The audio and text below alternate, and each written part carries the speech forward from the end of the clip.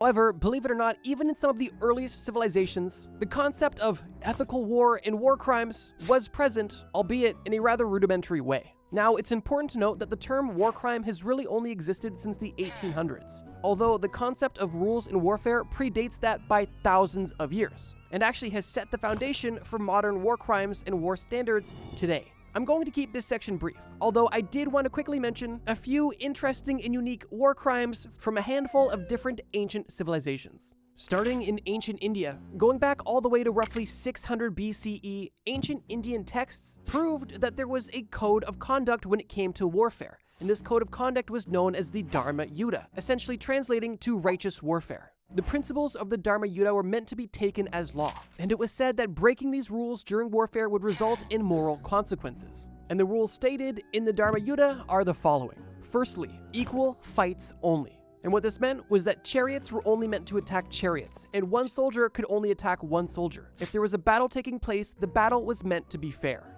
Secondly, no attacking sleeping, retreating, or surrendering soldiers. And on top of this, you may also not harm unarmed women, children, elderly people, or disabled people. The third law of the Dharma Yuddha states that combat begins after sunrise and ends after sunset. And the fourth law states that there may be no poisoned, barbed, or hidden weapons used in warfare. And finally, surrendered enemy soldiers must be protected and treated as prisoners of war. And wounded enemies who surrender to you must be treated and cared for.